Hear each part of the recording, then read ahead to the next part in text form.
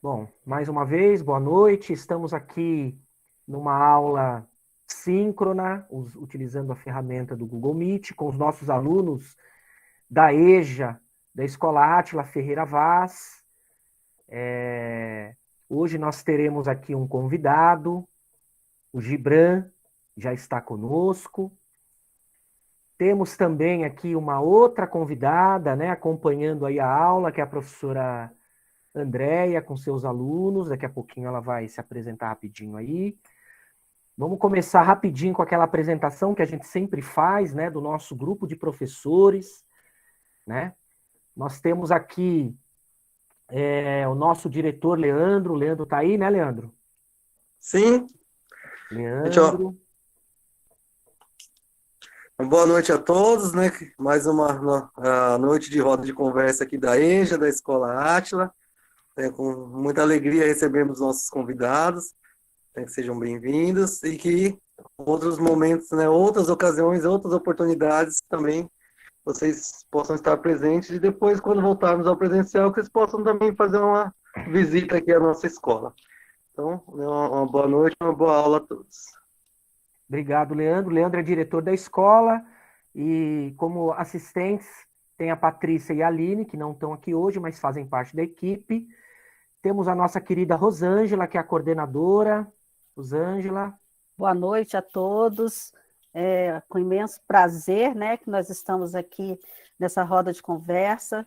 Se sintam muito queridos, né, na nossa escola, com os nossos alunos, e que a gente possa usufruir aí de momentos muito agradáveis e reflexivos. Boa noite para nós. Obrigado, Rô. Professor Alain. Boa noite, gente. Professora Salomé. Boa noite, pessoal. É com muito prazer que nós estamos aqui preparando este encontro para vocês, que tem sido sempre muito produtivo, tá? Então, que nós tenhamos uma boa aula. Obrigado, Salomé. Professor Geraldo. Boa noite, pessoal. Sejam todos bem-vindos aí. Muito bom estar com vocês hoje. Valeu. Obrigado, Geraldo. Marco. Boa noite a todos, boa noite a todas. Mais uma roda de conversa. Espero que aproveitem bastante. Obrigado, Marco. Professor Daniel. Boa noite a todos. Sejam muito bem-vindos, né? Tenho certeza que vai ser uma aula muito proveitosa. Obrigado, Daniel. Professora Eliana. Boa noite a todos, gente. Boa noite. Obrigado, professora Eliana. Nós temos ainda no quadro de professores da escola a professora Magda, que é professora de matemática, professora Cláudia, professora de educação de jovens e adultos de terceira e quarta série, professora Cristina, que é professora de educação de jovens e adultos do primeira e segunda série, e eu, professor Roberto, que estou aqui fazendo às vezes aí de mesa, né? Vamos colocar assim, tá bom? Temos aí também a presença da professora Andréia. Professora Andréia, seja bem-vinda, minha colega lá de São Paulo, né? Boa noite a todas, todos. Queria agradecer por poder participar aqui com a minha turma. Eu trabalho com o professor Roberto no Sussumo, sou professora de Ciências da Rede Municipal de São Paulo, e sou professora da licenciatura em Ciências da Natureza da Faculdade SESI. E hoje eu estou com a minha turminha aqui, participando dessa atividade com vocês. Obrigada, Roberto, por permitir a nossa participação. Obrigado a você, Andréia, né? É um momento também de troca aí para os nossos alunos, né? Eu acho que é importante também eles terem contato com essa realidade aí, tá bom? Então, desejando boas-vindas a todos os alunos, alunas, sejam eles do SESI ou do Átila, né? Gostaria de rapidamente contextualizar que nós estamos fazendo atividades online às quintas-feiras relacionadas às atividades impressas que a gente tem passado para os nossos alunos, atividades essas que estão muito relacionadas à realidade do nosso país, né? Temas atuais. Então, já trabalhamos temas relacionados à diversidade, trabalhamos biografia, autobiografia, violência contra a mulher e machismo. E estamos trabalhando agora a questão da inclusão, né? Trabalhamos também a inclusão. E estamos trabalhando agora com bastante carinho, né? Com a questão indígena, né? A atividade da próxima semana vai estar relacionada à questão indígena. Nós já fizemos uma ou duas aulas aí tratando do tema. Essa semana também teve aula aberta na EJA com o escritor e professor Daniel Munduruku, que participou, né? E hoje nós temos um convidado aqui, que é o Gibran, um parceiro, não é a primeira vez que eu chamo ele para participar de uma atividade e ele atende, e eu me sinto muito honrado, porque tive a oportunidade de conhecer o Gibran e a equipe com a qual ele trabalha, né, na SPDM, Saúde Indígena, pessoas que são representantes de diversas etnias lá que trabalham com ele, né, diversos povos diferentes, inclusive um que é meu amigo particular desde a infância, que é o Diego, né, que é um Munduruku, e queria desejar as boas-vindas, Gibran, a palavra é sua, tá, querido? Valeu, professor Betinho. Boa noite para todo mundo, gente. É um prazer conhecer. Eu fico muito feliz de estar também nessa noite para a gente bater um papo, né?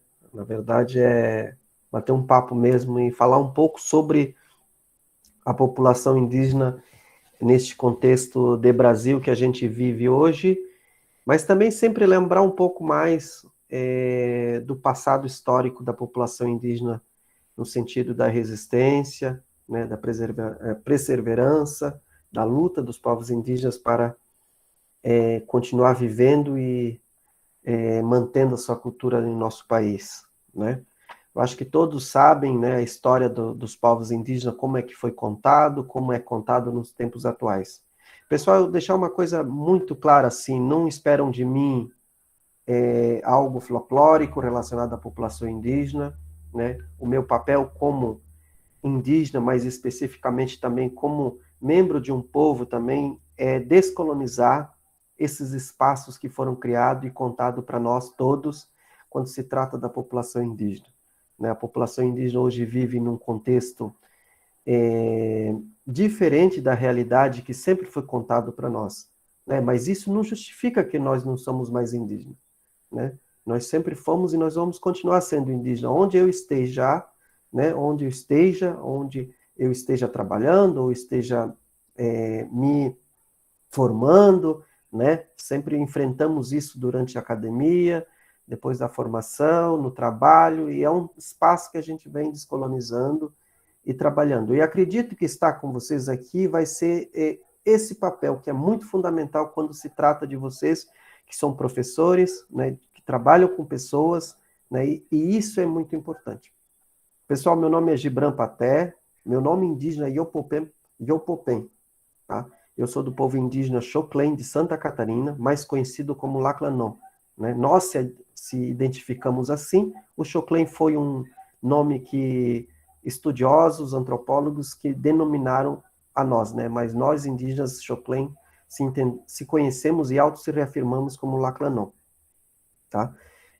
Sou graduado em Serviço Social, né? Faço parte da rede PROINC, que é uma rede de promoção que trabalha a questão indígena, mas também a questão quilombola também. Faço parte de um núcleo de pesquisa que é ligado ao CNPq e à Universidade Federal da Bahia também. São linhas que a gente tem atuado e tem trabalhado, né? Como o nosso professor Betinho falou, atuo dentro da saúde indígena também, como coordenador de uma equipe que trabalha para a contratação de pessoas que vão trabalhar dentro das aldeias indígenas como profissionais da área da saúde, né? Mas hoje eu queria falar um pouco mais sobre esse momento que a gente vive hoje, né? Segundo os dados que foram feitos, até o momento não foi atualizado ainda, acreditamos que ano que vem venha sair os novos dados informados pelo IBGE, né, de 2010, nós somos mais de 800 mil indígenas vivendo no nosso país, 305 povos com 274 línguas faladas, né? Isso mostra a diversidade, né, que é o nosso país. E quando a gente fala de população indígena, né, não somos todos iguais, né? Somos diferentes, né? Tem uma língua diferente, o modo de viver e pensar e organizar-se também é muito diferente, né?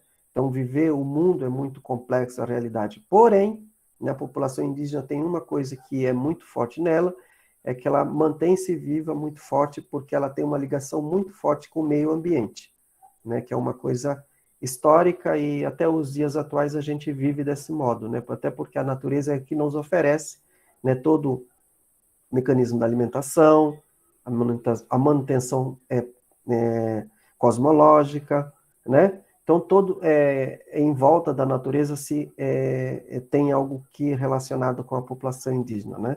É muito forte isso quando se trata dos povos indígenas no nosso país. É por isso, né, que hoje os povos indígenas têm lutado e têm resistido, né, nesses governos que tentam avançar com a política expansionista do agronegócio, né, do garimpo, da madeireira. Vocês têm ouvido falar muito hoje no meio de comunicação muito fortemente, né?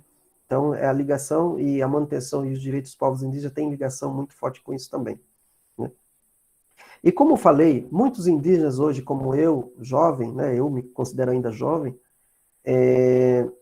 têm atuado em outras frentes também, né? Nós temos ingressados, logo após a aprovação da lei de cotas e as ações afirmativas dentro das universidades, tem muitos indígenas que têm sido ingressos dentro das universidades públicas e privadas também, que tem também uma grande contribuição, né? Seja ela no sentido de se formar e se tornar um profissional de diversas áreas, porém, é uma ferramenta também que a gente tem utilizado como suporte e apoio para nossas lideranças indígenas que hoje estão à frente do nosso povo, né? Essa semana a gente teve um julgamento muito importante, inclusive onde foi paralisado a pedido da vista do ministro que pediu uma vista, né, que precisa analisar mais o processo. Porém, todo esse julgamento, quem fez toda a defesa, né, desse processo que estava sendo tratado dentro do Supremo Tribunal Federal foi boa parte dos advogados indígenas, né, indígenas que formaram-se em direito e hoje estão na defesa dos nossos direitos, seja ela dentro do Poder Judiciário ou seja ela dentro do Poder Executivo, né, e também do Poder Executivo, né, como eu falei. Também temos uma grande formadores também, que isso também tem sido muito importante, relacionado aos nossos professores indígenas, né, que têm atuado dentro das nossas escolas indígenas, dentro das aldeias, né, uma coisa também importante, né, essa relação do conhecimento dos povos indígenas com a relação ao conhecimento do conhecimento ocidental, como a gente sempre fala, né? Os nossos professores indígenas têm tido uma formação, a gente tem visto universidades criando curso de licenciatura especificamente para os povos indígenas, né? No sentido de formar esses professores para ter um perfil acadêmico muito melhor para atuarem dentro das aldeias indígenas desses diversos contextos que eu havia comentado. Porém, a gente também enfrenta, e temos visto isso muito forte nesse período da pandemia, né, é a questão do descaso por parte do Estado quando se fala da educação, né, dos povos indígenas, né? A gente ainda carece muito da questão das infraestruturas ainda dentro das escolas indígenas, a gente muita falta disso. Os nossos professores, como todos os professores do nosso país, são muito mal remunerados, né? E isso também tem causado um grande problema dentro das aldeias indígenas quando se trata, né, das escolas indígenas, né, no sentido de uma formação dentro da diversidade que são os nossos povos, né? E também tem a questão das grades curriculares que muitas vezes o Estado e o município impõem para nós povos indígenas que não tem nada a ver com a realidade do nosso povo, né? A nossa formação histórica e até os tempos atuais, ele se baseia muito na oralidade, né? No ouvir dos nossos anciões, né? Ouvir as histórias e, através disso, potencializar a formação das nossas crianças. E isso, muitas vezes, o Estado não tem levado em consideração, né? E tem impostos também por exemplo, coisas que para vocês aqui na cidade, para vocês não indígenas, é uma coisa muito natural, por exemplo, né? Questão de feriados, por exemplo, né? Feriado do 7 de setembro. Para nós não tem sentido nenhum, né? Não tem uma relação com nossa história, com o nosso passado, né? Tem uns feriados que a gente vê que chega a ser um pouco estranho para nós, né? Os nossos feriados são momentos festivos que são diferentes, né? Momento de rituais, momento de repassar essas histórias para nossas crianças, né? Que são datas comemorativas específicas do nosso povo. E ela precisa ser considerada dentro das grades curriculares das escolas indígenas, e muitas vezes o Estado não tem visto isso com bons olhos, né? Mas, enfim, gente, é isso que tem sido, mas nós, os professores, têm sido grandes batalhadores no sentido de formar nossas crianças com todos esses pensares que nossos antepassados nos passaram dessas histórias, todas as informações relacionadas ao nosso povo, né? Temos também profissionais da área da saúde, que são indígenas também, que têm atuado na linha de frente neste momento da pandemia, né, auxiliando, contribuindo para que o nosso povo não venha carecer no atendimento da área da saúde, né, que é um ponto positivo também. E também temos, né, os direitos que têm sido ameaçados, né, durante séculos, né, desde a invasão do nosso país, né, até os dias atuais. Tem muitos me perguntado como é que os povos indígenas têm conseguido resistir todo esse processo, desde a colonização até os dias atuais, né? Esse sobre-ataque, as invasões, todo o processo de violência que os povos indígenas vivenciaram durante esse período.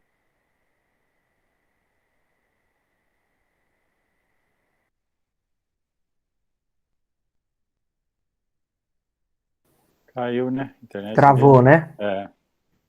Eu acho que deu problema com ele lá. Começou a chover aqui, ó. Aqui também tá caindo uma chuva forte. Pode ser que isso tenha influenciado. Vamos dar um tempinho para ver se o Gibran consegue voltar aí, tá, gente? Espera aí, só um minuto. Entre em contato com ele pelo WhatsApp ou time, para ver se...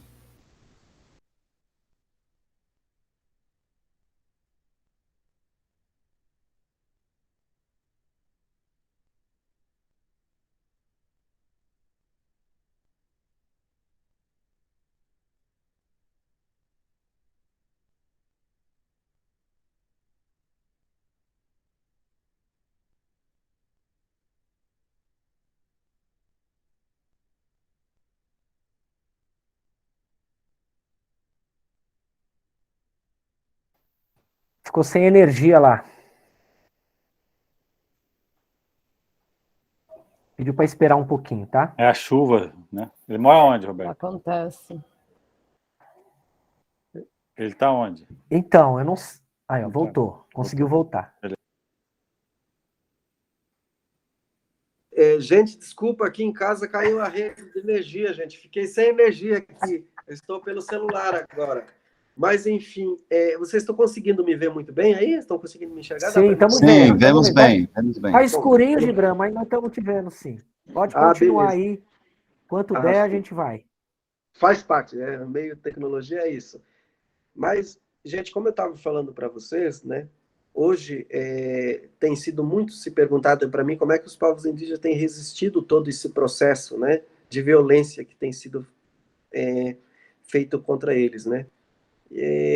Eu tenho uma resposta, talvez seja isso mesmo, mas eu tenho buscado com outros colegas indígenas também uma resposta para isso, né?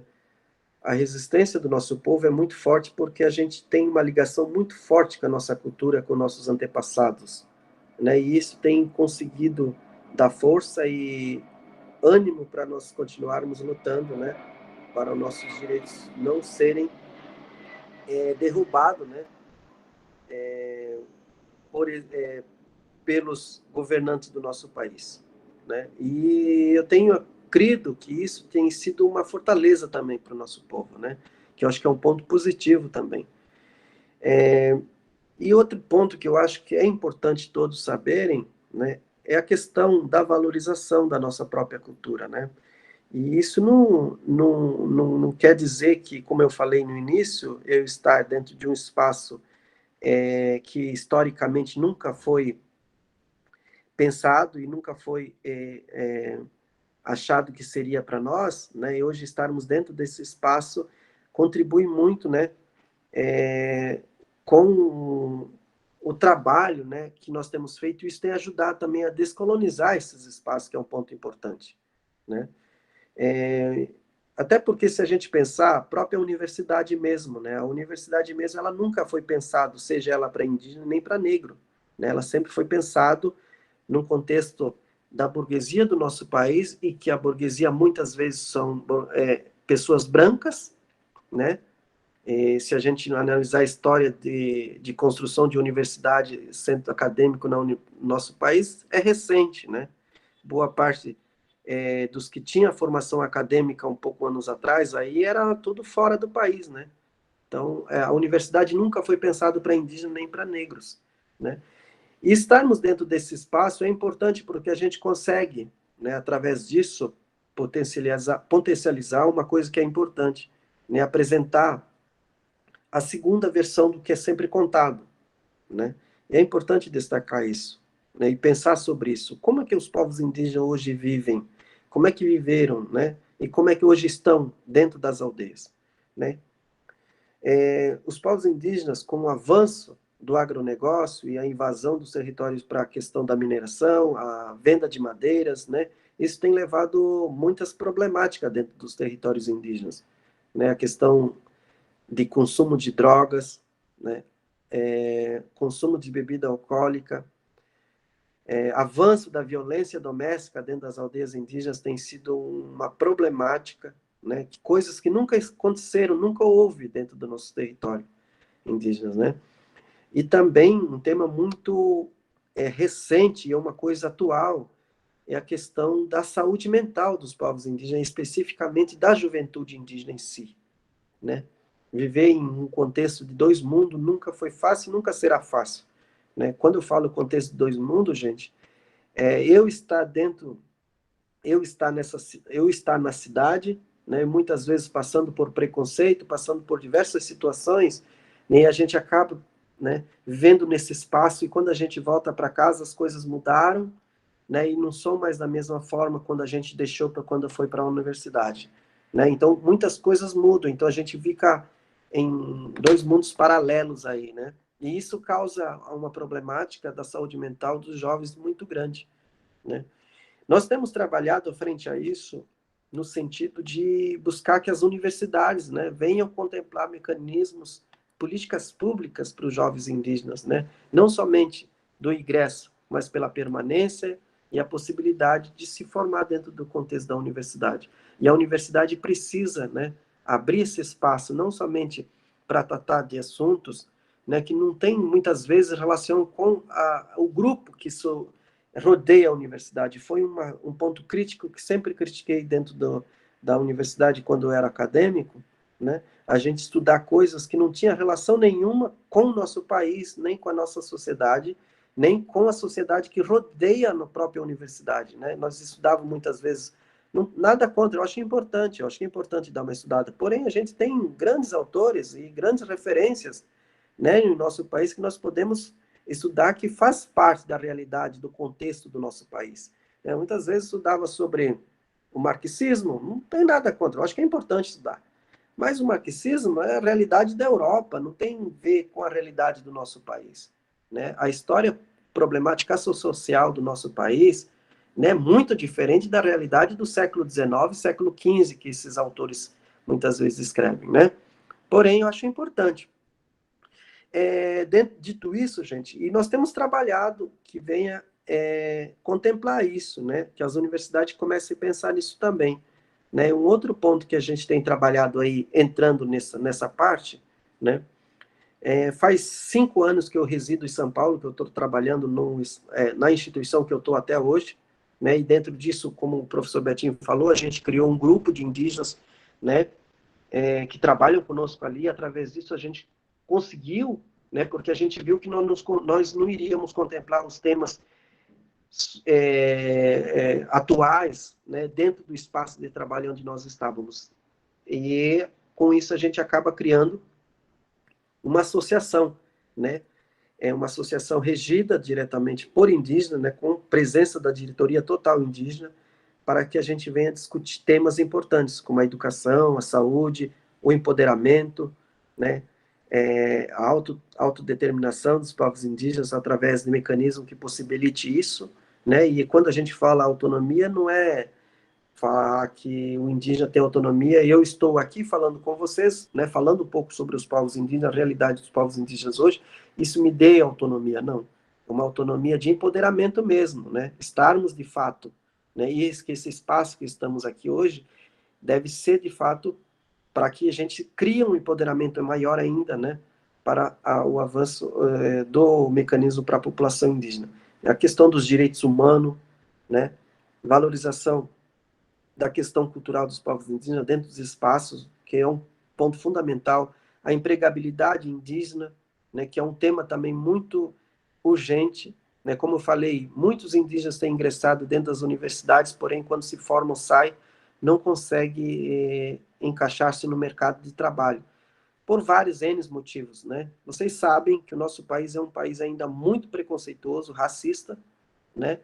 E as instituições, seja ela pública ou privada, ela ainda tem fortemente essa raiz, né? E precisa se trabalhar isso. E nós temos trabalhado nesse sentido também, com uma preocupação nesse sentido, que é um ponto fundamental também, né?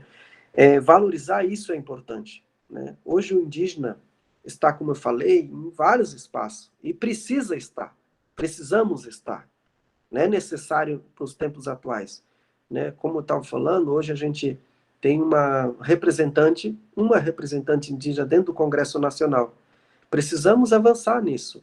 Né? É necessário que os indígenas estejam dentro do espaço da política partidária, né? Importantíssimo, inclusive para a defesa dos direitos dos povos indígenas, mas da defesa, né, de todos da sociedade, né, que pensa no bem viver diferente, né, pensar e contemplar esse mecanismo, né? Então, os povos indígenas é necessário estar nesse espaço.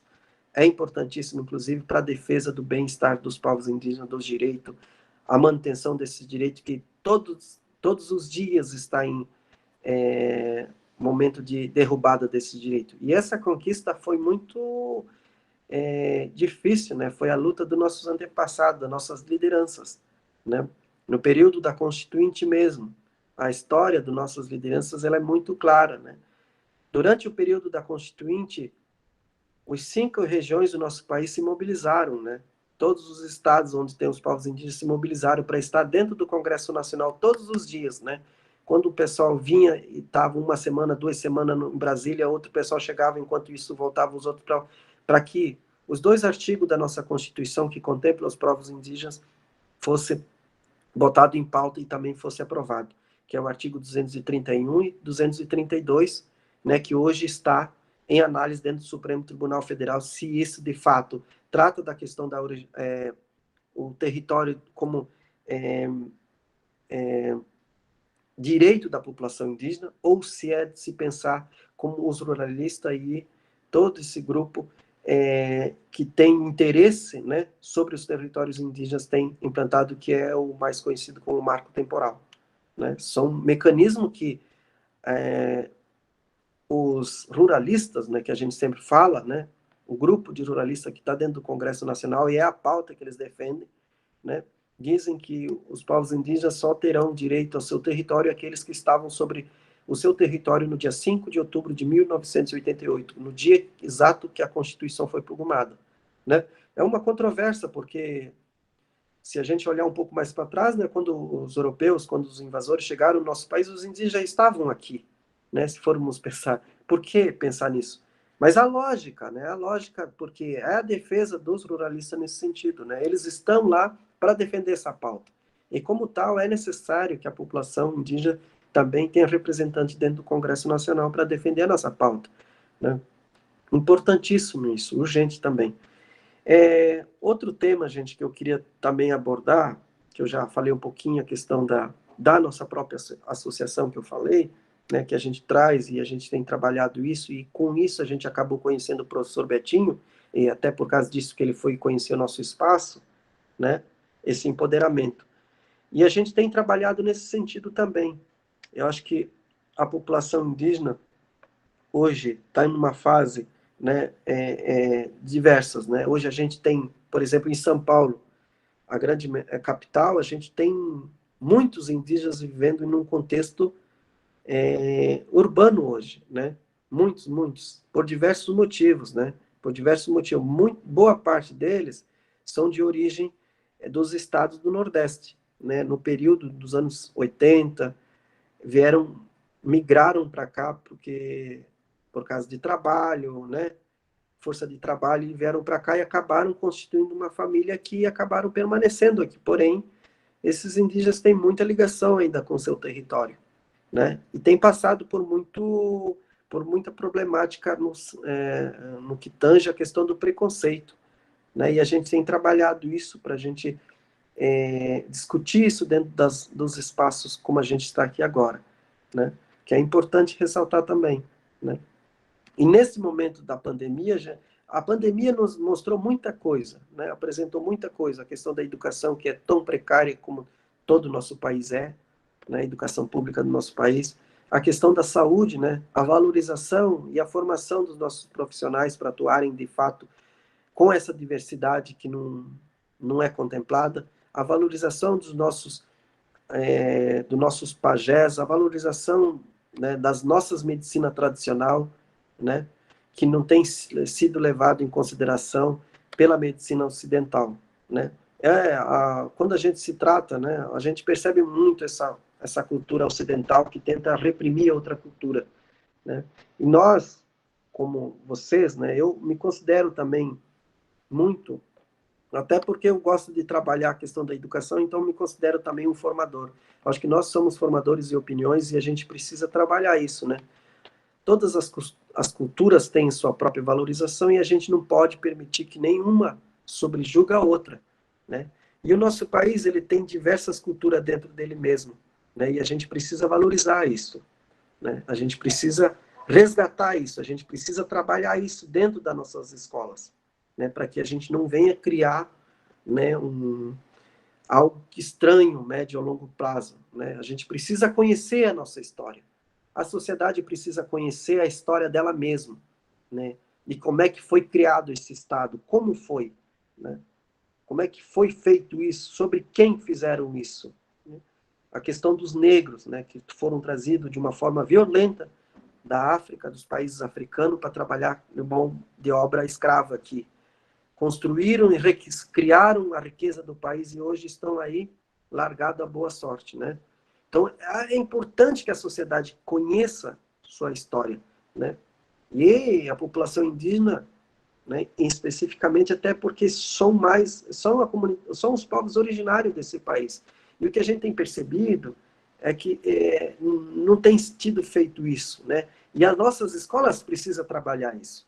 Acho que vocês estão de parabéns, professor Betinho, porque vocês não estão contando aquelas histórias de livro que foram impostos, né, para nós.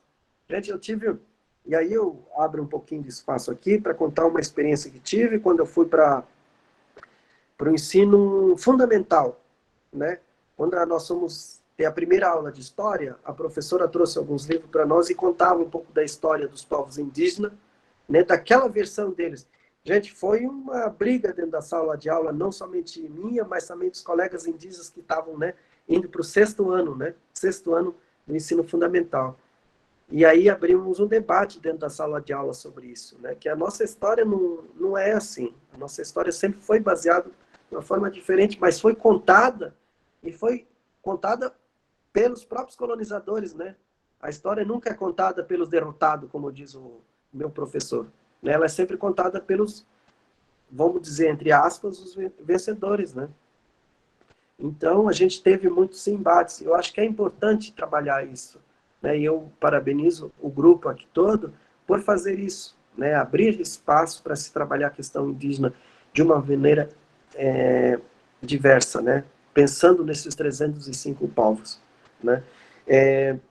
Cresci desde desde criança eu tenho acompanhado os meus pais, os meus avós, né, sobre a questão da luta do nosso território, o fortalecimento da nossa educação, a luta pela questão da saúde indígena pública de qualidade, né?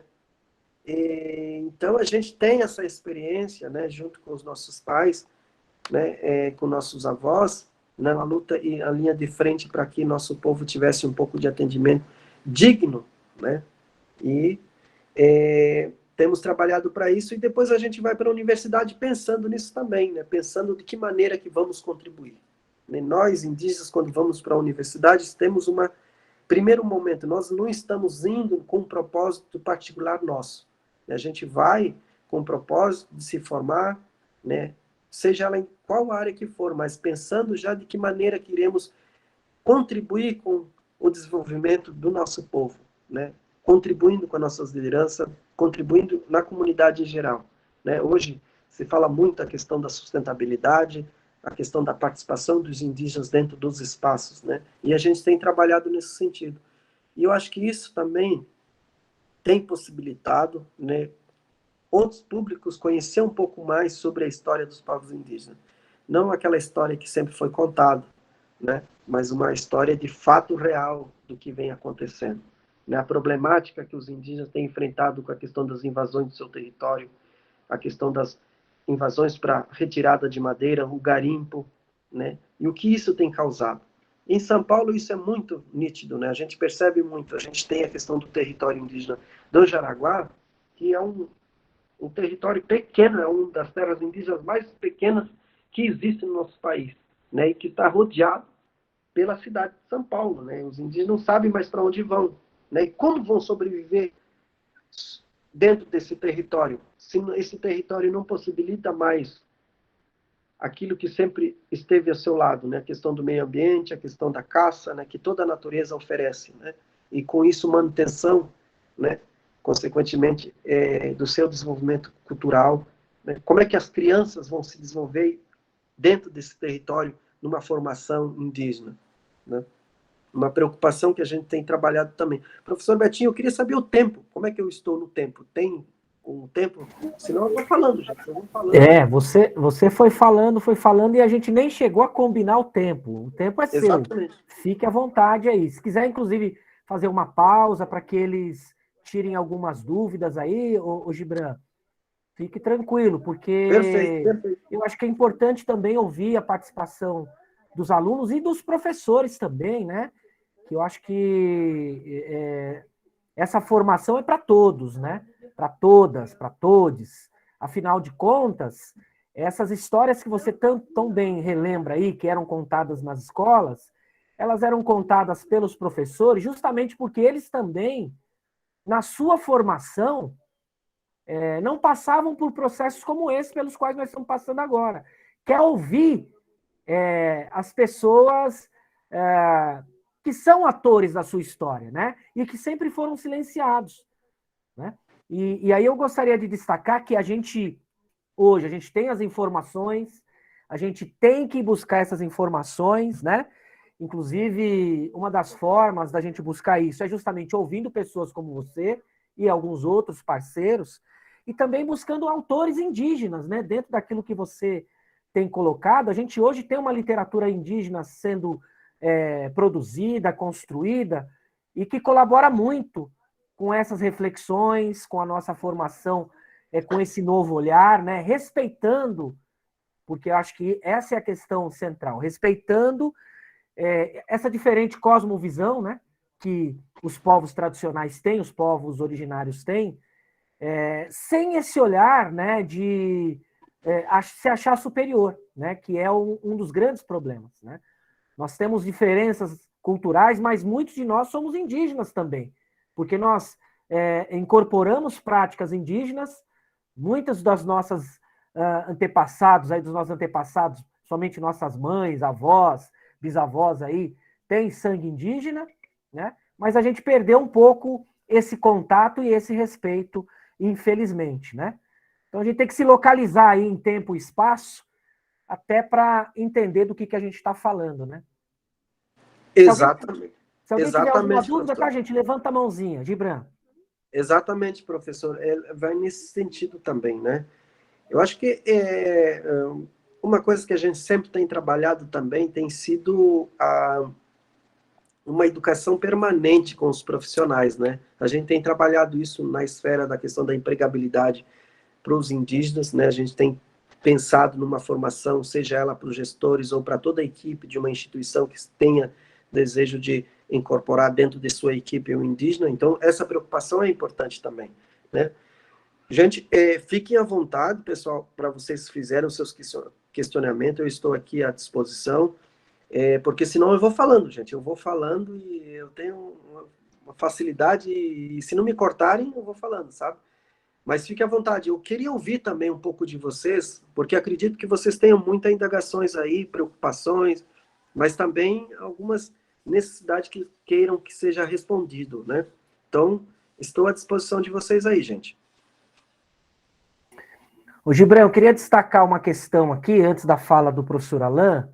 O povo Xoclen, que é a etnia que você representa aqui, especificamente, é a que está justamente com a causa lá sendo julgada no Supremo, né? Por conta dessa questão do marco temporal. Não que isso seja, como você muito bem colocou, uma questão específica desse povo, mas é uma ação que está relacionada com uma disputa por território, uma desapropriação de alguns parentes seus lá, né? Que fez com que o caso chegasse até o Supremo, não é isso? Exatamente, exatamente. O território Laclanô-Xoclen é o que está hoje, né? Foi utilizado esse processo que estava dentro do Supremo Tribunal para utilizar como repercussão geral, como é conhecido dentro da área jurídica, né? Esse processo iniciou em 95, ainda era pequeno ainda quando nossas lideranças começam esse processo, né? Para a questão da redemarcação do nosso território, porque nosso povo, o primeiro contato que teve com a população não indígena foi em 1914, né, no território. O primeiro contato que nós tivemos com não indígena foi em 1914, que inclusive foi, na época era conhecida como chefe de posto, né, que era um sujeito que representava o Estado, que era dentro do Serviço de Proteção ao Índio, né, que depois veio constituir a FUNAI. Então, tivemos o primeiro contato com esse sujeito. Em 1926, o Estado de Santa Catarina, junto com a União, demarcou o território, né, com mais de 70 mil quilômetros quadrados, né? E aí, anos depois, 1930, 35, 40, e assim sucessivamente, esse território foi sendo dividido, foi loteado e foi vendido, né? Foi vendendo, junto com o Estado, com a anuência da própria União, que no caso seria o SPI, né, o Serviço de Proteção ao Índio, dando possibilitando isso também, né? E durante a ditadura militar se criou uma barragem de contenção de cheias dentro do nosso território, que também alagou ainda mais o nosso território, né? E aí, depois da Constituinte, nosso pessoal começa a se organizar, a se mobilizar, para que nós viéssemos ter a redemarcação do nosso território nos perímetros, no registro normal, que foi constituído em 1926, né? E aí começa o processo, que hoje se encontra dentro do Supremo Tribunal Federal, né? Com o marco geral, o marco temporal que está sendo discutido, né? Vamos ver, pelo menos a gente está numa boa expectativa, ansiosos, né? Nossa população teve, desde o dia 20 de agosto, ficou até agora, nos últimos dias da segunda marcha das mulheres indígenas em Brasília, acompanhando o processo, e retorna para nossas aldeias agora de novo, né? É uma ansiedade, gente, é uma coisa diferente, porque nossos antepassados, nossos líderes que começaram todo esse processo, todos morreram já, né? Não conseguiram ver o processo de demarcação das nossas terras finalizado, e acabou sobrando para nossas lideranças mais jovens, né? Como eu, como os nossos líderes que hoje se encontram nas aldeias. Um outro ponto que é ligado muito à questão religiosa, mesmo a cosmovisão, como o professor Betinho fala, né? A possibilidade de a gente retornar para esse território, para a gente fazer homenagem para os nossos antepassados que se encontram hoje, né? dentro desse território que está sendo julgado, foi feito, né, locais onde, porque nosso povo sempre tinha o costume de, né, porque eram nômades, então todos os lugares onde se estavam acabavam falecendo, faziam um ritual e acabavam deixando os restos mortais dos nossos indígenas lá. Então temos muito, né, conhecido como cemitérios, né. Então nós temos muito isso nesse território e o desejo de fazer pelo menos homenagem a eles é muito grande. Então, e hoje nós queremos que os nossos filhos, né, eu quero que meu filho conheça onde nossos antepassados andaram, né, que é uma coisa muito legal, né, eu quero que ele saiba a nossa história, né, que nós estamos aqui, eles não tiveram o mesmo, né, não tiveram, é bem claro isso, eles não tiveram outra alternativa senão se submeter, né, aos colonizadores, né? Tiveram muita sabedoria, porque se não fosse isso, nós não estaríamos aqui. Então, é momento de angústia, mas também é um momento de alegria, porque a gente tem, né, iminência de passar por isso, né? É isso aí, gente. Fica à vontade. Alan, fica à vontade aí. Ô, Gibran, novamente, boa noite aí. Na realidade, eu só queria fazer... eu tô com umas interferências do meu pequeno aqui, tá, gente? E ele é super ativo nas minhas lives também. É só abrir o microfone, ele tá aqui na atividade. Meus colegas aí já o conhecem. Então,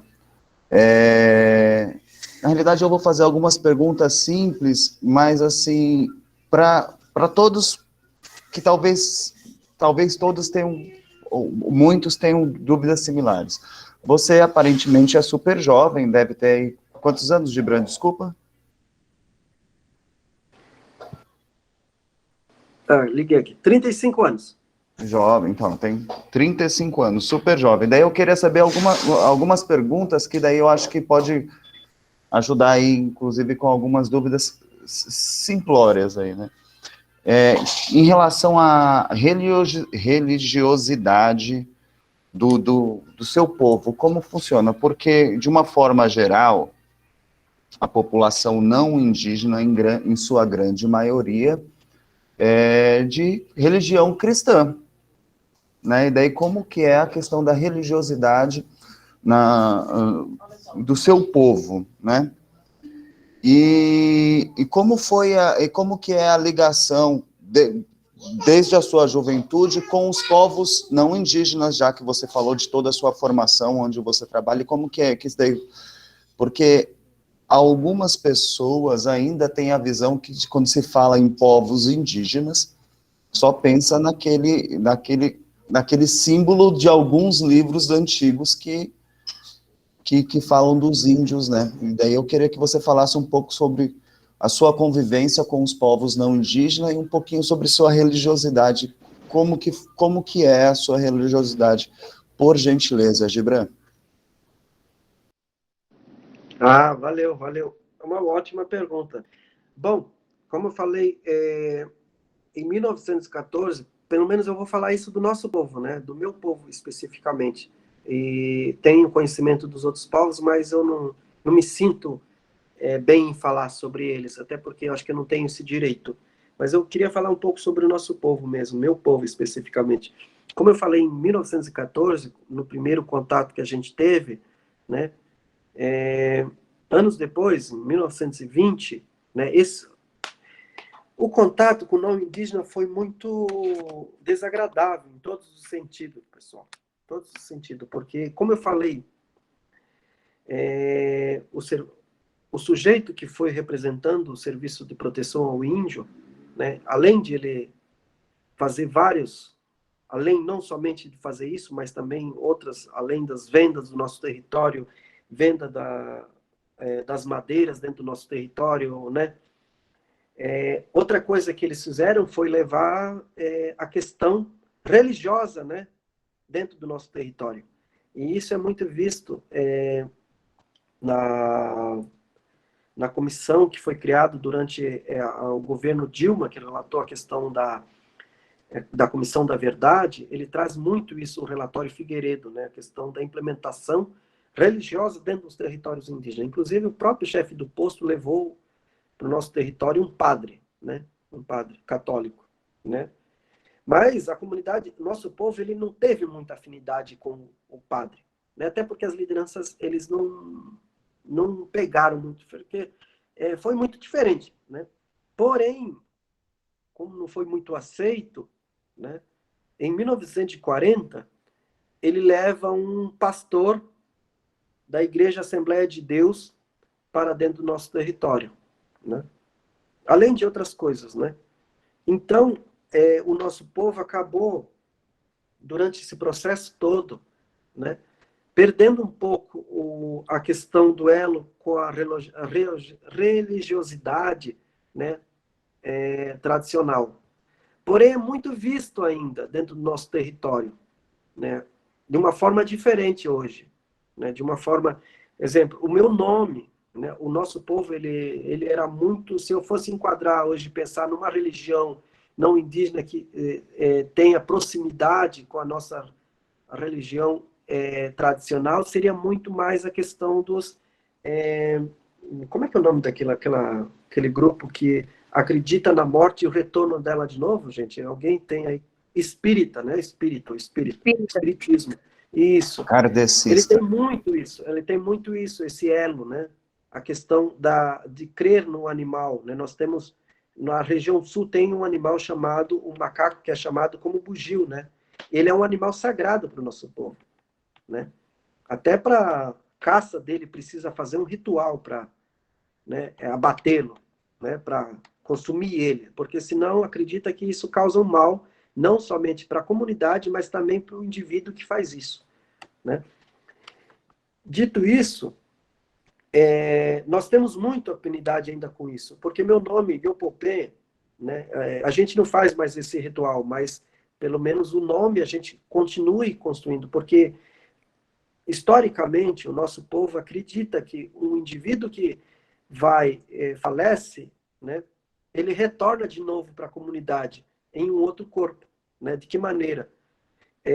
Durante o processo de funerário, o ente querido dessa família, né, seja mãe, seja esposa, seja filha, ela fica no período de 20 dias sobre o túmulo desse indivíduo que faleceu, e que para ele retornar de novo, né? E a primeira gravidez que gera dentro da família, do ciclo familiar, acredita que ele retornou de novo, né? Então ele tem que ser chamado com o mesmo nome de novo. E esse nome que eu tenho, ele é o nome do meu antepassado, né? Não foi feito o ritual, mas também o meu bisavô é que me deu esse nome, porque, como eu disse, o meu bisavô, ele saiu teve o primeiro contato com o não indígena quando ele tinha 12 anos, né? Então, era um parente próximo dele que morreu. Então, quando eu nasci, meu pai teve com a minha mãe e eu nasci primeiro, meu nome ele deu esse nome para mim, pensando nele, né? Então, todo o ritual de nomes continua ainda, né? Além de que hoje não se pratica mais esse ritual, né? Mas o processo de nomes, o processo de continuidade formativa dentro da questão religiosa interna nossa é muito forte ainda, apesar de que a religião cristã dentro do território é muito grande, muito forte, né? Apesar de tudo isso. E a questão do contato minha, né, com o não indígena se deu de diversas maneiras, né? Primeiro, quando a gente começa a estudar, eu fui para a escola com 6 anos, 7 anos. Eu não falava português, só falava a nossa língua, nosso idioma mesmo, né? E quando eu vou para a escola, a primeira coisa que eles me fazem é aprender a falar português, né? E depois, segunda coisa que eles me fazem é me botar numa escola não indígena com pessoas não indígenas, né? E começo a ter esse contato diretamente nesse momento. E com tudo isso, né? E o movimento e o processo de mobilização da nossa liderança e também dos nossos professores indígenas, a gente acaba conquistando, né, que nossas aulas e a nossa escola seja construída dentro das nossas aldeias, né? Então a gente volta de novo a estudar dentro das aldeias, porém aí já se tem um outro processo, como eu falei, né? As lideranças percebem a necessidade e também percebem que é importante que os indígenas vão para as universidades, né? Então, a partir daí, eu vou eu vou primeiro para uma escola técnica, né? Eu vou para uma escola técnica, estudo numa escola técnica e depois eu vou para a universidade. Então, são 2 momentos que eu tenho esse contato com o não indígena, né? E são 2 momentos muito complexos, muito difíceis, de todas as maneiras de adaptação, né? Seja ela a realidade totalmente diferente da realidade das nossas aldeias. Então, foi um processo muito difícil, né? Às vezes eu penso, Alan, às vezes penso, olho para trás e vejo se tudo isso que eu passei valeu a pena de alguma coisa, sabe? Porque perdi muitas coisas, né? A gente conquistou muita coisa, né? Hoje eu sou graduado, estou trabalhando dentro do espaço que é importante estarmos, mas às vezes a gente passa por um processo muito difícil, porque a gente acaba se afastando da nossa comunidade e da nossa própria família, porque a relação nossa com a nossa comunidade, com a nossa família é muito, muito forte, muito diferente, né? Então isso também tudo acaba tendo um processo muito complexo para a nossa vida, né? Porém, estamos aqui. Eu acho que é importante estarmos aqui também, né? Mas são processos muito complicados e muito difíceis. Muito obrigado, Gibran. Opa! Andréia? Olá, Gibran, boa noite. Muito obrigada, viu, por esse momento que você nos proporciona para conhecer um pouquinho dessa nossa cultura. Ô, Gibran, você estava comentando que na sua cultura existe a ideia de que o indivíduo retorna para a comunidade em outro corpo. E aí eu fiquei pensando o seguinte, isso deve impactar bastante a maneira como se percebe a criança, porque se aquele indivíduo era parte da comunidade e retorna numa comunidade onde a tradição oral é determinante para a manutenção dos saberes, como essa criança é percebida pela comunidade? Deve ser alguma coisa muito diferente da cultura ocidental, por exemplo, em que a criança vai para a escola para aprender. Essa criança vai... A ideia de educação, de formação dessa criança respeita essa ancestralidade? Como isso acontece? Sim, eu acho que ele vai um pouco além disso também, né? A questão do nome que a gente tem, né? Por exemplo, eu tenho esse nome, eu tenho uma irmã, ela é formada em Direito, o nome dela é Codiclan, na nossa linguagem, né? Codiclan.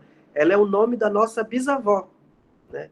Que meu pai deu em homenagem à nossa bisavó, que uma outra coisa também muito forte no nosso meio é a questão da adoção, né? E que é um processo muito... hoje a gente tem enfrentado muitos processos, hoje as nossas lideranças têm passado por vários processos civis por causa dessas questões, e a gente tem criado um mecanismo para que o Poder Judiciário respeita isso, né? A questão de adoção, ela é uma coisa muito cultural nossa, né? Por exemplo, o meu filho, o meu primeiro filho, obrigatoriamente, eu preciso que ele fique com meus pais, né? Porque é um processo de aprendizagem, é um processo de ensinamento de nossa cultura, e a cultura, meus pais vão passar isso para ele, né? E ele vai ser responsável também para passar esse conhecimento para os filhos dele, né? E é dessa maneira. E a escola, ela não vem para ensinar, ela vem somente para agregar o que a gente já tem aprendido, né? E com isso dar continuidade no processo de aprendizagem da criança, né? É uma coisa muito...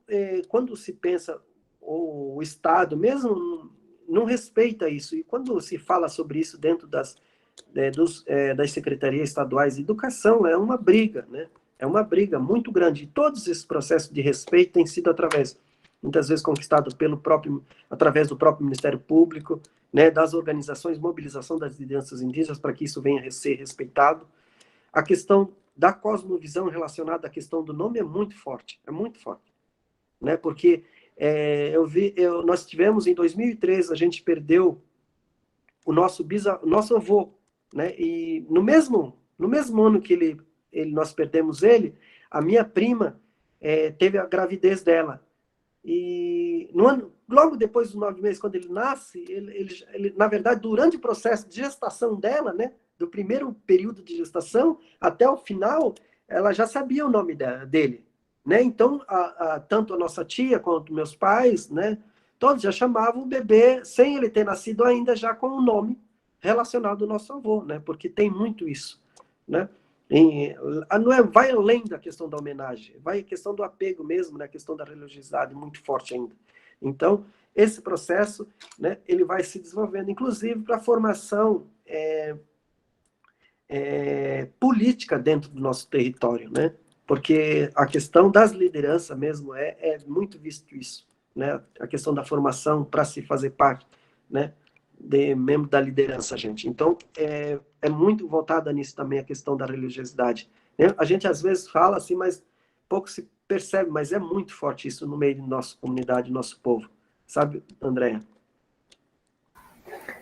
Muito bom. Obrigado, Gibran. Obrigado, Andréia. Eu queria colocar aqui o 21 horas como teto, tá, gente? Tudo bem? Então ainda dá tempo aí quem quer fazer perguntas. O Gustavo levantou aqui a mão. Gustavo. Oi, Gibran, sou o Gustavo, sou aluno da professora Andréia. Não sei nem como falar, eu sou apaixonado por contações de histórias, né? E o que me fez apaixonar por isso daí foi muitos dos contos. É que eu não sei se isso soa ofensivo, porque eu já vi em algumas narrativas de pessoas que você citar a cultura indígena como folclore, algumas pessoas acham ofensivo porque diminui toda essa importância que traz, né? Só que isso foi grande parte do meu amor, né? E recentemente a gente teve uma aula de biologia, a gente fala sobre a origem da vida, e eu trouxe um conto que relaciona a Tupã e um outro conto que relaciona Yanderuvuçu, desculpa se eu pronunciei errado, e eu queria comentar com você, perguntar para você qual seria essa importância e se é importância, se é desrespeitoso nós, professores, levar contos nossos brasileiros para os nossos alunos, entendeu? Uhum. Não, quando eu falo a questão, gente, folclórica, é a forma como é que foi ensinado, né? Foi passada essas informações da população indígena para a população não indígena, né? Se a gente analisar os livros de história, sempre tem o indinho com um cocar na cabeça, pescando, as crianças nadando, correndo, né? Nessa lógica que eu falo, sabe? E a história não foi assim. A história, ela foi de massacre, de perseguição, de matança de um povo inteiro. Segundo o professor Darcy Ribeiro, né, num livro que eu não lembro o nome, mas um livro que ele escreve, ele fala que aproximadamente, quando os portugueses invadiram o nosso país em 1500, eram mais de 5 milhões de indígenas vivendo no nosso país, né? E hoje nós temos 800 mil, né? E eram diversos povos, né, vivendo em toda a região do nosso país, né? Então, essa história que é contada é que eu falo, né, que não pode ser dessa maneira. Esse conto que se dá de um indígena estar feliz na aldeia, pescando, as crianças correndo para lá, não. Os indígenas foram massacrados durante esse processo colonialista que viveu o nosso país, né? Então, é nesse sentido que eu falo. A questão de existem históricas verídicas relacionadas à população indígena, eu acho que deve ser falado, né? Deve ser falado e deve ser contemplado isso dentro das salas de aulas, que é importantíssimo, né? Deve ser falado isso, até para a gente tratar da questão indígena num contexto atual também, né? Não, só para te falar, semana passada eu fiquei muito indignado, né, com um sujeito que se diz formador de opinião, né? Ele esteve no acampamento dos indígenas em Brasília durante o processo da segunda marcha das mulheres indígenas, né? E ele tira uma foto lá do lado das barracas onde estavam os indígenas, ele escreve, né, debaixo na rede social dele, que tinha diversas barracas, bastante barraca, mas não se tinha muitos indígenas lá. Os indígenas que se encontravam lá, boa parte estava usando tênis da Nike, outra parte estava usando celulares iPhone, né, que isso, e com algumas com cara pintada e algumas com as penas na cabeça, que aquilo não era indígena, né? É disso que eu falo, né? É disso que estou se tratando, não é nada a ver com a questão que a gente acho que é importante se tratar, né? É nesse sentido, sabe, que a gente venha, né, falar de fato, não é isso. Gente, durante todo o processo, seja quando os europeus chegaram aqui, eles andavam a cavalo, andavam com uma roupa estranha, desse tamanho, né? Usavam espada, blá, blá, blá, e mudaram. Hoje andam de carro, vocês andam de carro hoje. Pô, por que eu tenho que continuar andando a pé também? Né? Pô, o processo mudou, por que eu não posso usar o iPhone? Só porque eu sou índio, pô, sabe? E a gente precisa trabalhar isso, e a gente precisa enfrentar isso, né? É disso que eu venho falando, sabe? Eu vou pegar o meu carregador, professor, já volto aí. Tá bom.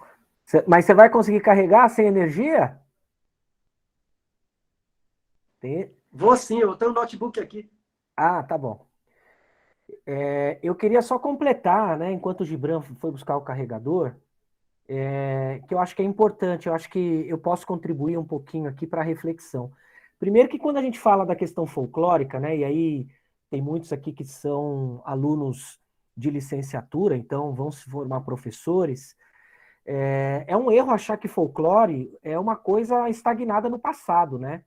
O folclore é toda a sabedoria popular e, portanto, ela continua viva e sendo transmitida, né? Então, a primeira coisa que a gente tem que pensar é justamente isso, né? Quando a gente pensa no folclore, também sair um pouco dos estereótipos, que é uma das questões que o Gibran está colocando aí, né? Os estereótipos relacionados aos povos indígenas, como povos presos no passado, ou que só é indígena se tiver aldeado no meio do mato, ou que só é indígena se continuar andando nu, até como se isso fosse uma realidade para todos os povos indígenas de todas as etnias, né? O Gibran até pode complementar aí, eu imagino que o povo dele, morando no Rio Grande do Sul, em algum momento eles têm que se cobrir, né? Porque o ambiente é frio, né? Então é muito mais até uma necessidade de sobrevivência, a questão da cobertura do corpo em alguns lugares, do que qualquer outra coisa. E, obviamente, também de pensar o seguinte, né, gente?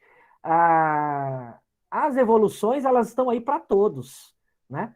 Então, por que o Gibran está aqui conosco hoje? E ele continuou falando conosco mesmo sem energia?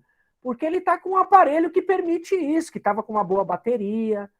Ora, ele não deixou de ser indígena com tudo isso que ele nos ensinou aqui hoje, porque ele está lá com o notebook ou com o celular.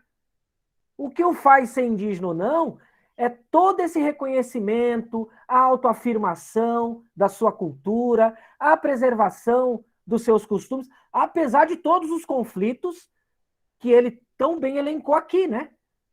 De quando sai lá da sua família, da sua comunidade, e vem conviver com não indígenas e tudo mais. E uma outra coisa que eu acho importante, aí falando como professor de língua portuguesa e professor também de literatura, né? Professor de sala de leitura, contar as histórias indígenas é ótimo. Mas é muito importante que a gente reconheça de qual povo vem aquela história, né? Porque também contar uma história, fazer a leitura de uma história e dizer também, no geral, isso é uma história indígena, vejam, foi colocado pelo Gibran, 305 povos hoje ainda resistindo. As histórias não são as mesmas.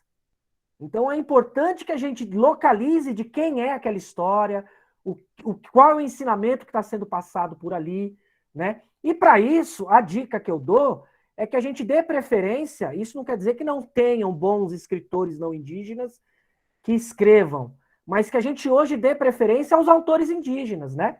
Aqueles que contam as histórias do seu povo, que podem ser histórias ancestrais, mas também podem ser histórias de ficção, histórias modernas, mas que de alguma forma dialogam com o modo de ver o mundo daquele povo.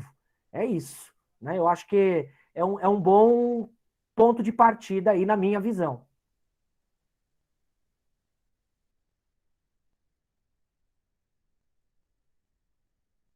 Marco, depois Geraldo. Bom, boa noite. Como o Gibran falou,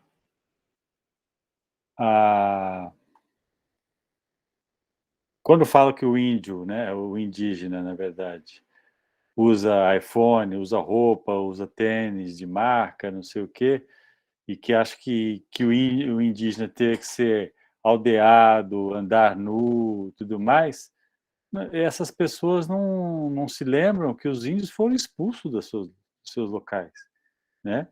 Então, até 1500, eles viviam assim, né? Depois foram impedidos de continuar vivendo assim. Suas terras foram invadidas, eles foram mortos, foram dizimados, né? A cultura deles foram alteradas, eles foram obrigados a seguir uma religião cristã, que eles um Deus, né? Que o homem branco empurrou goela abaixo deles. Então, os indígenas tiveram esse impacto, né? Dessa invasão dos europeus. Então, não se pode cobrar isso dos indígenas, né? Porque quem modificou os indígenas foram os homens brancos, tá certo? Então, como é que você vai querer exigir hoje que eles sejam como há 500 anos atrás? Talvez os portugueses ou nenhum europeu tivesse vindo aqui, talvez eles estivessem aí nos seus territórios, ocupando esse vasto território brasileiro, né? Então, essa conversa não existe, não tem cabimento. Eu queria fazer uma pergunta para o Gibran com relação à língua que eles falam, né? Como é que é essa língua, como é que se denomina, qual ramo que tem várias, né? Várias línguas que são faladas no Brasil, né? Muitas delas. E como que isso é ainda hoje, se os indígenas que nascem hoje aprendem essa língua, se eles já nascem falando português, como é que é essa transição e como é que é essa questão do nome dele. Não sei se Gibran é um nome indígena, mas como é que é essa questão da nomenclatura deles, porque se eles recebem um nome indígena e depois, quando vai para a escola, como tem contato com esse mundo branco, como é que é essa nova denominação, se eles adotam um novo nome, como é que isso dá de maneira prática, na certidão de nascimento, no documento dele, como é que é essa escolha desse nome, como é que é a escrita desse nome também. É isso. Obrigado, professor Marcos. Bom, o meu nome indígena é Yopopém, né? Durante a ditadura militar, eles criaram o Estatuto do Índio, né? Que é a Lei 6.001, de 1973. E dentro do Estatuto do Índio, ele obrigava que os representantes do poder do Estado, que era a FUNAI na época, fizessem o registro de nascimento dos indígenas, né? Dentro disso, incluir os nomes indígenas também. Então, a partir dali, começa a se fazer o registro, né? Registro e nomenclatura não indígena, né? E alguns povos, por exemplo,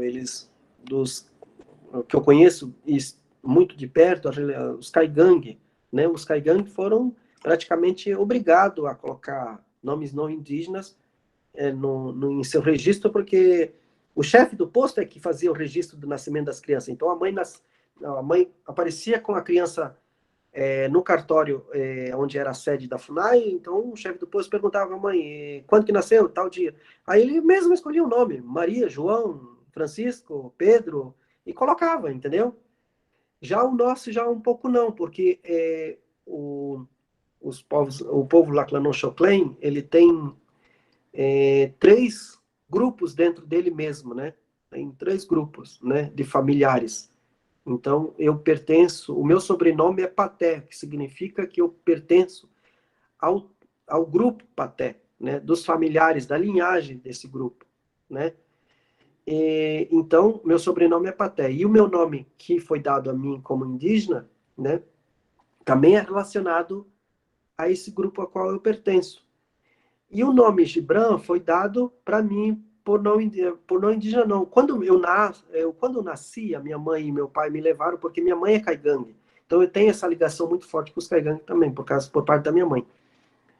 E minha mãe acaba, dentro do ônibus, acaba conhecendo, o meu pai e a minha mãe acabam vendo o cobrador de ônibus que tinha esse nome, e sabe, vamos botar o nome dele aí, botar o nome do cara que está cobrando nós aqui, né? E acabo colocando meu nome sobre mim.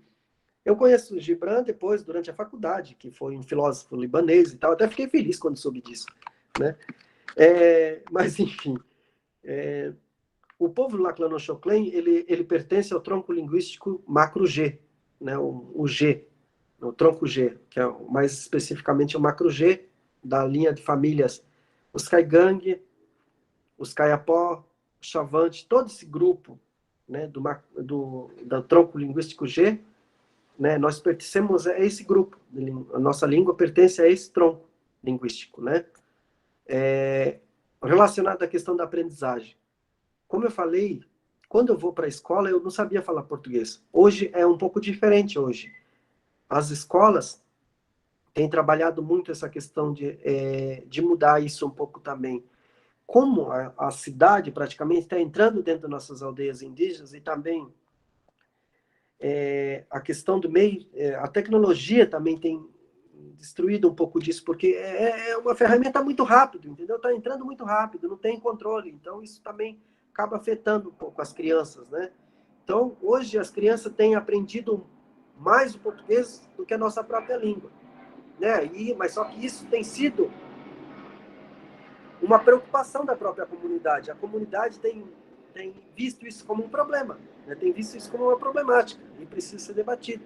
Então, hoje as crianças têm aprendido a falar nosso idioma de volta, né? Mas, porém, nós temos perdido muito esse contato, né? A primeira linguagem, nossa primeira língua, desde criança, é a nossa língua, né? Então, isso muda um pouco a característica dentro das nossas aldeias também, e a comunidade tem se preocupado muito com isso. De que maneira que vamos enfrentar isso, né? Então, as nossas escolas também têm se preparado, os nossos professores têm trabalhado com isso, né? Para ver se a gente consegue mudar essa problemática que a gente está vendo, né? De perder nosso idioma, nossa língua. É o que nos difere, né? Muito fortemente. Então, temos trabalhado nisso. Porém, como eu falei, isso tem entrado muito rápido, então isso causa também uma problemática dentro das aldeias indígenas. É uma preocupação muito grande também, professor Marcos, sabe?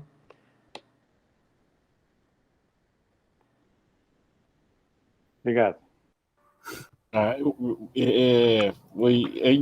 Gibran, em parte, o Marco já roubou minha pergunta, porque a minha preocupação era um pouco essa. Mas eu queria também fazer um comentário junto com isso, porque era como é que vocês... você falou e perfeitamente essa coisa, né? O Roberto também acrescentou comentários a isso, sobre essa questão da modernização e do direito, como ser humano, das pessoas terem contato com tudo isso, continuarem mantendo sua identidade. Mas o que eu queria perguntar, mas você já respondeu, com essa questão das crianças, é exatamente, e os desafios que esse convívio, que o acesso a todas essas coisas, né, eles trazem para uma comunidade que tem uma cultura própria, né, que tem um conjunto de valores e tal próprios, com toda essa influência da modernidade que ela tem. E eu queria só acrescentar um comentário que, assim, muitas vezes, a gente ouve, às vezes, até o presidente da República, né, fazendo comentários tipo, não, o que o índio quer é viver que nem branco, vai ter as coisas do branco e tal, então esse papo de demarcação e tudo mais, e aí são coisas muito diferentes, né? Todos os seres humanos têm direito a buscar aquilo que consideram melhor para si. Essa é uma questão. E ter acesso e aproveitar os recursos que estão colocados. Uma outra questão é o direito ancestral, a terra, a preservação do seu modo de vida, especialmente para aqueles que são donos, né, desse território, são os povos originários daqui, né? Então, muitas vezes as pessoas confundem esse discurso e olham para pessoas como o Gibran, né, aí usando o celular, falando das coisas, tá vendo? Beleza, os caras não tem mais essa coisa de relação com indígena e tal. Existe um direito estabelecido ao longo da história para esses povos, na sua ligação com a terra, né? A gente assistiu, o pessoal do Átila, um vídeo ano passado, ou na semana passada, sobre as guerras do Brasil, sobre a conquista da terra, que acho que deixa isso bastante claro para a gente, né? Então, são duas coisas que são absolutamente distintas. Uma é o fato de você ter uma vida que pode ser mais urbana, mas inserida no contexto social,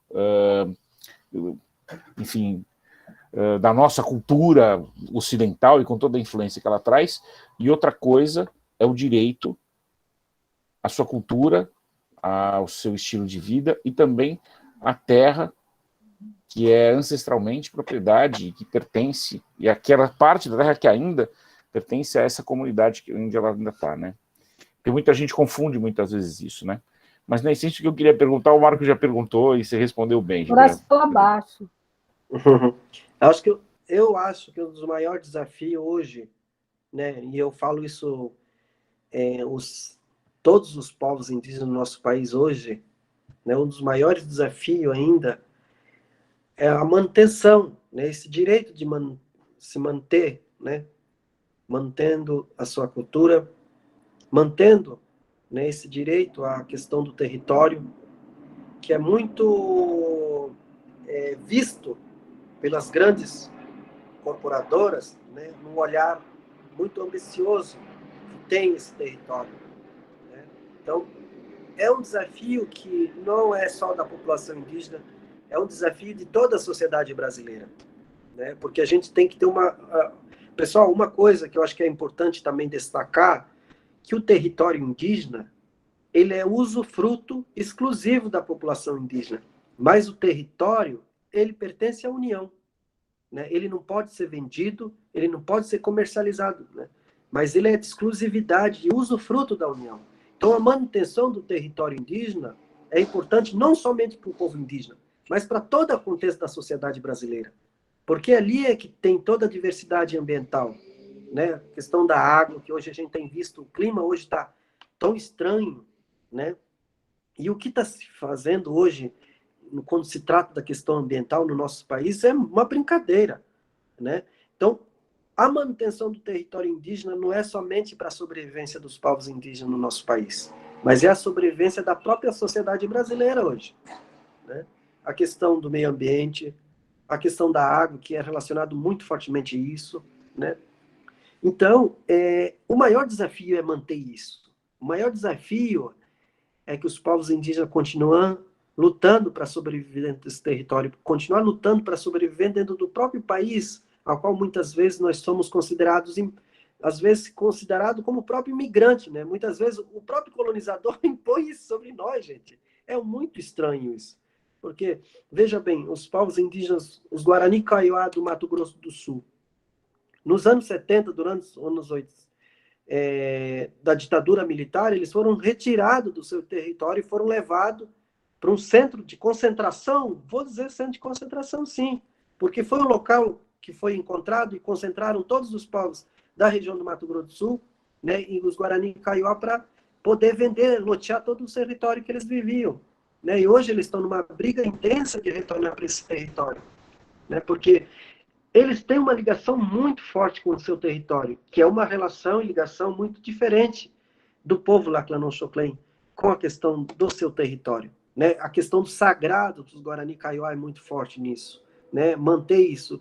E a gente tem visto a questão do suicídio muito forte dentro dos territórios Guarani Kaiowá, em conta disso também. Os jovens não encontram a perspectiva de desenvolvimento humano e social sem o território. Não existe possibilidade de manutenção da cultura desse povo sem o território deles. Então é muito complexo. Eu acho que um dos maiores desafios é isso, né? Nosso hoje, né? E a gente precisa, né, cada dia mais pensar nisso, né? Eu acho que vocês todos têm a possibilidade de passar essas informações, os alunos mesmo conhecer um pouco mais sobre isso, né? E todos nós temos que, de uma maneira ou de outra, engajar na questão da luta dos povos indígenas, porque não é só a manutenção dos territórios indígenas, mas de toda a sociedade brasileira, eu acho. Rosângela. E na Rosângela a gente encerra, tá, gente? Tá fechado, Rô. Áudio.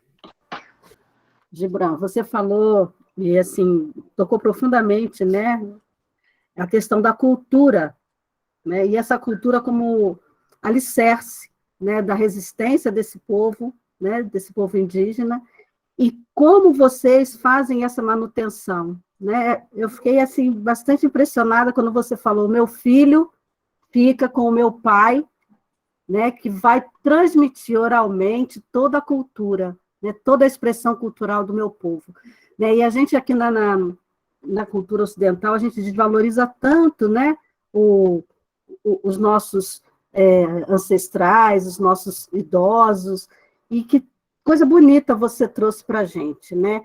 Que essa cultura é sustentada exatamente nessa resistência desse povo, é sustentada exatamente nessa transmissão para os mais novos, né, que vão levando à frente, né? Então, isso marcou bastante, né? E eu vou tomar como exemplo, né? Porque eu acho que é por aí mesmo. Né? A gente tem que valorizar a nossa história, a nossa cultura, os nossos ancestrais, para que a gente se reconheça lá na frente, né? Como um povo, como um cidadão, seja lá o que a gente venha a ser, mas que isso esteja dentro de nós. Parabéns. Obrigado. Eu acho que é nessa linha mesmo, professora, porque eu vejo muito isso, a nossa formação, né, aí trata um pouco também da questão da formação do indivíduo, né, indígena dentro de um contexto de comunidade, ele é muito trabalhado isso, né, porque é através disso que se cria a rede de respeito dentro do território, né, um com o outro, o bem viver entre eles, né, entre nós mesmos, porque essa formação é que é repassado, né, dentro desse contexto, e isso acaba agregando, né, muito mais, né, desempenho, desenvolvimento de cada indivíduo dentro das nossas aldeias indígenas, né, e fortalece muito isso, porque meu pai foi ensinado dessa maneira, e ele me ensina, o meu avô me ensinou dessa maneira, e eu não tenho o direito de fazer isso com o meu próprio filho, sabe? Eu tenho esse dever com o meu próprio filho, de fazer isso também. Então, isso vai agregando no nosso conhecimento, né, que eu falei, a questão da oralidade, é muito forte isso, né, e isso também cria a questão dentro do nosso território, como se manter ainda firme e forte, né, sabendo que rodeado no nosso território nós temos vários inimigos, né, tentando todos os dias nos destruir, né, então isso mantém a gente alerta e faz com que a gente mantenha, né, a gente sempre aprendeu isso, né? Um povo sem cultura não tem o pensar aonde que vai chegar, né? E a gente sempre acreditou nisso. E de fato né? A gente chegou até aqui, né? Desde a invasão do nosso país, o processo de ocupação do nosso território, todo o processo de genocídio que foi feito dentro dos outros indígenas, que hoje não existe mais um grupo indígena tal, né? E ainda nós estamos aqui, é por causa disso mesmo, né? De estarmos sempre ligados com nossos conhecimentos tradicionais, com nossos anciões, ligados ao nosso território, que é muito forte isso, né? E tem contribuído para que os povos indígenas se mantenham, né? E hoje é bom lembrar também, gente, que hoje nós temos indígenas ainda em contexto de isolamento ainda dentro do nosso país. No Maranhão a gente tem indígenas ainda que estão, né, não tiveram nenhum contato ainda com o não indígena ainda. Né? No Amazonas tem muito isso ainda também, no Maranhão, né, como eu falei, no Amazonas, no Acre a gente tem ainda informações disso, né, que optaram não manter contato com o não indígena, né? E eles precisam ser respeitados. Talvez nós temos que fazer isso, nós temos que lutar para que eles tenham esse direito de se manter da forma que eles querem. Né? E é para isso que a gente está aqui, é para isso que eu estou aqui. Né? É para isso que nós estamos aqui, é para isso que nós fomos para a universidade, se formamos. Né? Na possibilidade de pensar de coletivo, né? Que é uma coisa muito grande no nosso meio, pensar coletivo, né? Trabalhar a coletividade, que é muito grande nos territórios indígenas. Então, é isso, nós temos eu particularmente tenho esse compromisso com a minha comunidade, com o meu povo, onde eu esteja, né? Buscar o melhor caminho, trabalhar, organizar, ajudar, né, a nossa liderança, a nossa comunidade. Tá bom?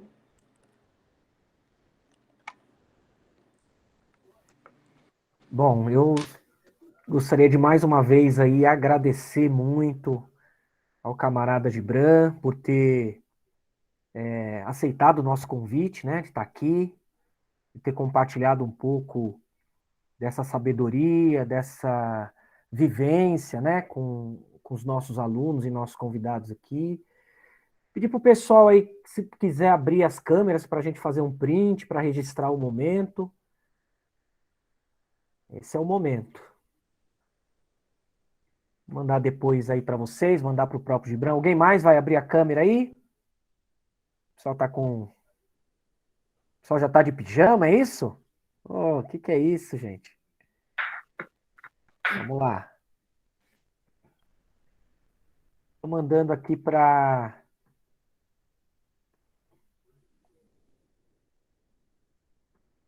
Aqui para André, e a André manda depois para vocês. Eu mandei para André e coloquei aqui nos comentários, tá, gente? Um site que é organizado pelo Daniel Munduruku, onde a gente encontra a literatura indígena, tá? De autores indígenas, que é aquilo que eu havia falado, tá bom?